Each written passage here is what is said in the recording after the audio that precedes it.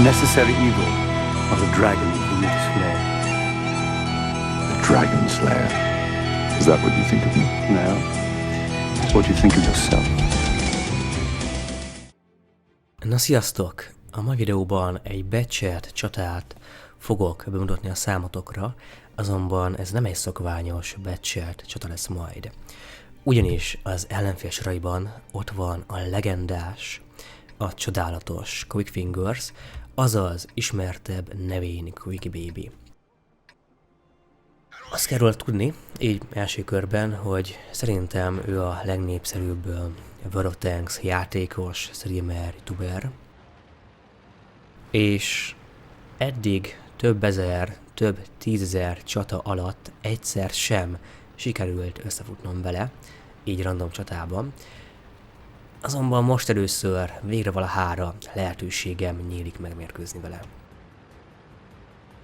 Azonban mielőtt konkrét harc érintkezésbe kezdenénk egymással, beszélek egy kicsit arról, hogy a tank összeállításunk, illetve az ellenséges tank felállás alapján ki hova megy, illetve miért. Mi, mivel csak egy 10-es heavy tankunk van, az IS-4-es, ezért középfelé orientálódunk, illetve az 1-es, 2-es feletti kontrollt próbáljuk megszerezni, míg az ellenfél valószínűleg azért, mert sokkal több esélye van a 9-es nulláson, az AMX 50B-vel, az IS-4-essel, a T-115-tel, esetleg a J-Panzer S100-assal, ezért ők valószínűleg jobb oldalról fognak támadni a térkép alapján is. Azonban mi nyilván nem mehetünk oda velük szembe harcolni, hiszen több HP-jük van, nagyobb tűzerejük, valamint a páncélozatuk is sokkal erősebb. És mivel látom, hogy semmi nem történik, ezért megpróbálok utat találni magamnak. Nem volt egyszerű, viszont így, hogy végre kiszabadultam onnan, abból a tömegnyomorból, elkezdhetek kicsit agresszívoskodni. Itt elkövetek egy olyan hibát, amit senkinek sem ajánlanék, illetve nem lenne szükség arra, hogy bolond módjára hátulról, vagy hát a hátán mutassam az ellenfélnek, hiszen nincs tűzoltó készülékem. Ezért, hogyha az Arti vagy az AMX 50B eltalál, akkor nagyon nagy az esélye annak, hogy kigyulladok, és ha ez megtörténik, akkor valószínűleg ott is maradok. Lőttem a T-54-re, majd folytatom az agresszív tevékenységemet, és rámegyek a T-54-re, valamint a Pershingre. Első körben a Pershinget lövöm, hiszen ő volt egy lövéses, majd egyszer lövök a T-54-re, majd nem túl ideális szögből, de szerencsésen likvidálom. Egy lövésem maradt, és megjelenik mögöttem Sunyi Galád alattomos módon Quick Baby. Eltalált egyszer, lelőtte a násztalapamat, eltalált még egyszer, és valahol ezen a ponton realizáltam, ezen a ponton jöttem rá arra, hogy ki is van az ellenfél csapatában. Mivel töltök, ezért sok mindent sajnos Quick Baby-vel jelenleg még nem tudok kezdeni, ezért visszahúzódok a domb mögé, ahonnan jöttem. Időközben délen a T-110 E5-ös, valamint az IS-4-es előre tör, valamint a minimappen látszik, hogy egy VZ-132 is ott van valahol közelben, ezért célzok, próbálom az ártánkat megmenteni, visszatartott a VZ, lövök és eltalálom, azonban mintha isteni sugallatot kapott volna, bement a domb mögé fedezékbe, és innentől kezdve már többet sajnos nem tudok rálőni. Ezért aztán kijövök ide a domb peremére, és megnézem, hogy esetleg Quick Baby-t meg tudom előni valahonnan.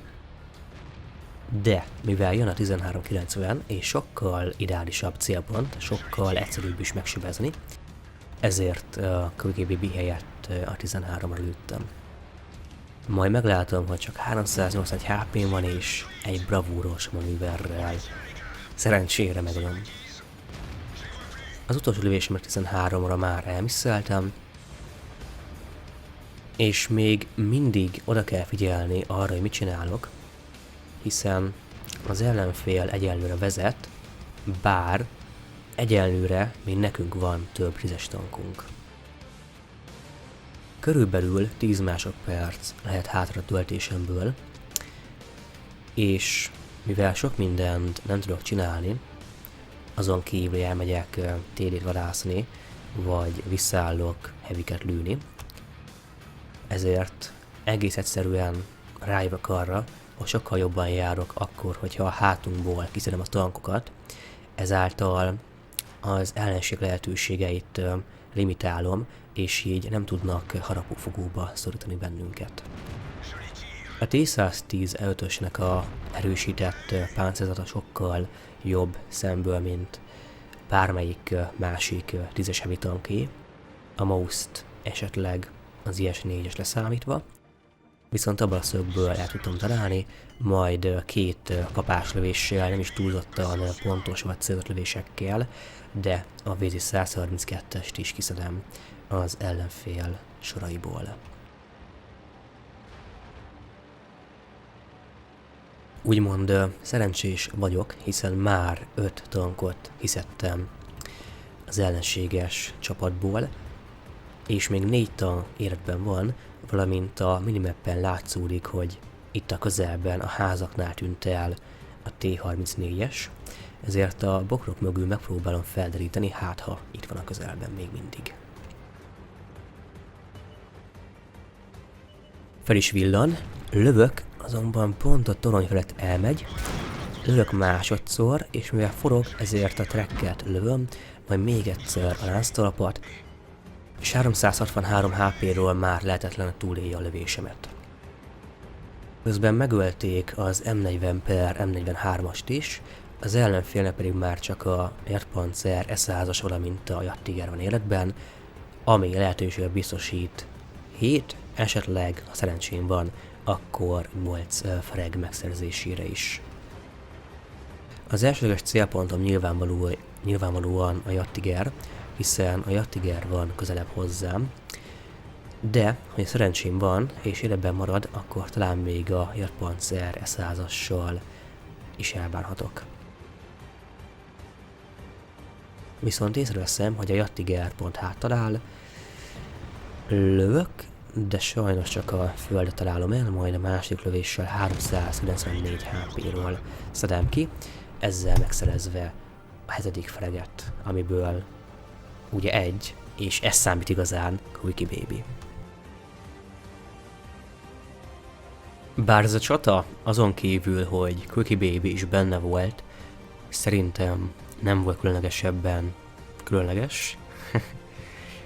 Viszont mindent egybevetve szerintem érdekes volt, egészen sok tankot sikerült elpusztítanom, viszonylag sokat kerestem, és egy jó általános betekintő volt ez a Batchet játék menetére vonatkozóan.